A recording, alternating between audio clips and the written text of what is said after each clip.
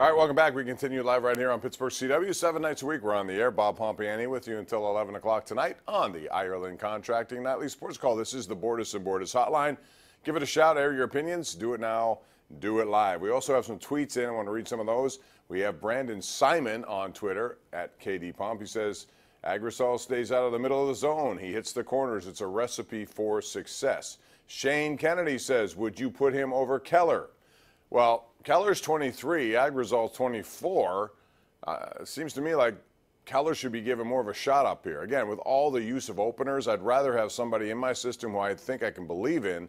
I know it's been rough at times for him, but hey, give him a chance, see what they can do. And so far, Agrisol has done, like I said, his first outing against Miami, he went 4 innings, gave up 3 runs, but the defense let him down. I thought he was better than that. And then we have this one, Rob Gateway, who says there is no reason when everybody gets healthy, near healthy, they can't have him as an opener for 2 innings and bring in Archer. Well, I wouldn't go there. I'd just make him a starter.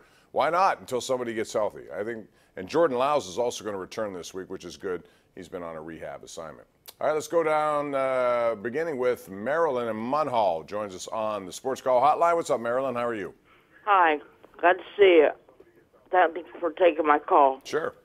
We were talking about Aguilar, the closer for the Pirates, being traded to L.A. You mean Vasquez? But it seems like money is an issue.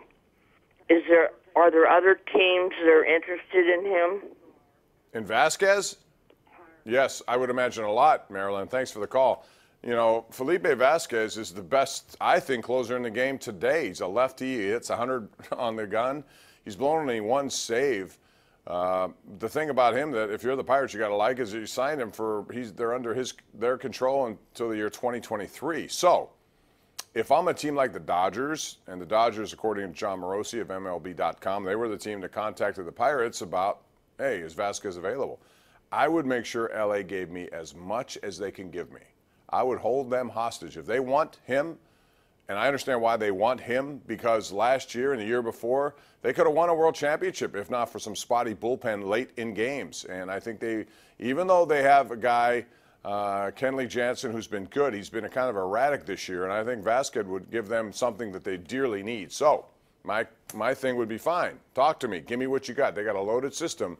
We'll see what they can do. But at this point, it's just speculation. All right, let's go to J.K. in Altoona. What's up, J.K.? Bob, long-time listener for you for decades. You made a correct with the St. Louis Blues. I'm going to predict one. The Jacksonville Jaguars with Nick Foles, fortunate, their offensive line and their superior defense with Jalen Ramsey and Miles Jack, and Coughlin is the coach, and Marone. I just wanted your take on Jacksonville. They ran right through us in the playoffs. Go ahead. I think, well, it's too early for me I got to see Jacksonville a bit more, but I do like the Foles signing because they've had issues down there at quarterback. And by the way, thank you for the call. Appreciate it that you finally called. You should not be a stranger. That could be a surprise pick. You know, in the NFL every year there are surprises, teams you don't expect. And Jacksonville had a bad year last year. They certainly have a good defense. There's no question about that. Can Foles be the guy full time? Well, he's stood up in the biggest stage at the Super Bowl and did it. So we'll see, but I think that's a good pick. If you're looking to, you know, make some money and go to the Rivers Casino, that could be it for you. All right, let's go out to Joe in Ben Hills. Hey, Joe, what's up? Hey, Bob, how you doing? All right, what's going on?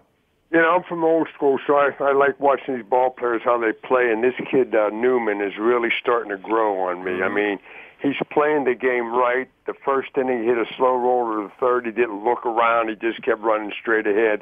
But then what troubles me is our general manager, who just messes with my head all the time. I'm telling Paul Zeiss the other day, Huntington says when Gonzalez comes back, he'll be forward and they'll move Newman around so he gets his at-bats. Well, first of all, Gonzalez would be cut.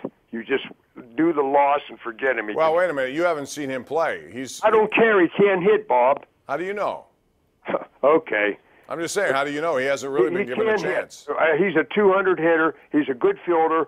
But Newman's a nice kid, and when Paul said to me, well, Huntington's trying to save face, that isn't the answer I need. I need a ball team to go to the World Series someday and quit worrying about things. And if, like, Hurdle isn't the manager and Huntington's going to run the show, I like to hear Leland and Huntington get into it. That would be beautiful. And like Leland, he said 5-inning pitchers and 100 pitches makes I agree. I don't like that's my pet peeve too. But thank you. I appreciate the call here, Joe.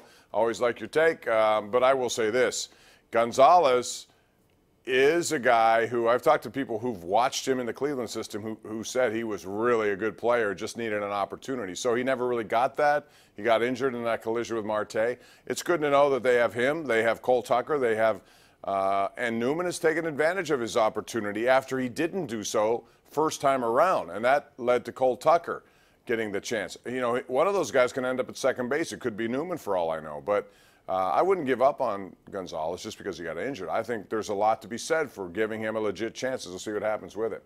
All right, let's go out to line 4. That's Bob in Clearfield. Hey, Bob, how are you? Good. On Josh Bell, I was wondering why don't they bat him third in the lineup? That way he'd be guaranteed a bat in the first inning every game. Because they need a cleanup hitter, and who better to do it? He leads leads everyone in RBIs with 68. That's what you want out of a cleanup hitter. Plus, Marte, when he's on his game, is pretty good at that position. I like the way Hurtle has stacked this lineup with Newman, Reynolds, when he's in there, Marte, and Bell. I think that's a pretty good 1, 2, 3, 4. Well, in the last 10 games, Bell has led off 15 times. Okay, he still has 68 runs batted in, and I wouldn't dismiss that number.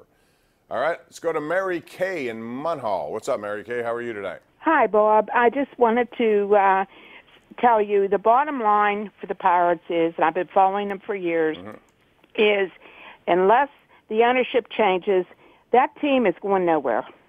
And that's how I feel, and I don't think anything's going to change unless that changes.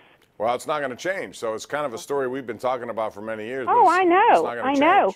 But, that's how I feel, and no matter how much you talk about them, they're not going anywhere. No, listen, I get that. I think, and I've been one of those who say, thanks, Mary Kay, for the call, that, there are times when ownership has to step up, and I'm not advocating $200 million payrolls, but I am advocating more than $77 million, and I think you have an opportunity, and it may be an opportunity missed looking back at the end of the season. When it's all said and done, if they miss out on something barely, well, Keuchel was available. I keep going back to him, but didn't cost anything, just money. They have the money to do it, especially with that payroll being what it is. So those kinds of things, when they clearly this franchise, this roster needed some help, he would have been a guy, just for the rest of this year. Okay, it's a lot of money for one guy for prorated portion of the year, but it would have helped, I think. We'll see how it goes long run. If Atlanta gets in and Keuchel's a factor, I think my story has more validity, obviously. Let's go to Jim in the South Hills. Hey, Jim, welcome to the Sports Call. How are you? Great, Bob.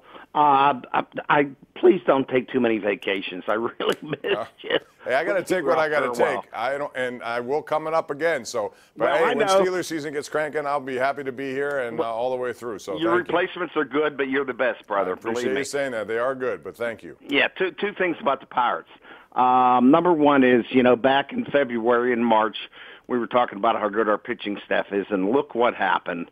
And the old adage, you cannot have enough good pitching, certainly has shown what's up with the Buccos, Yeah, that's true. And number two is, did you see the ball that Dickerson hit off the ground tonight? Uh-huh. I mean, the ball bounced in front of the plate. It bounced in front of the plate. Well, and he should play cricket then. He could be very good. God, it was so cool. And I've watched baseball for a long time. I haven't seen that.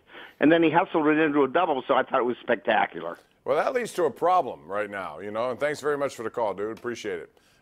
If you're the Pirates, and Dickerson obviously got his swing together now, you got Reynolds. I would put Reynolds in right. I would put Dickerson in left, and Cabrera would go to the bench. I know that would be not popular for a lot of people who think Cabrera's a good guy to have on your roster, but for him to play every day is a bit much in my view. Reynolds has to play when he's healthy every single day.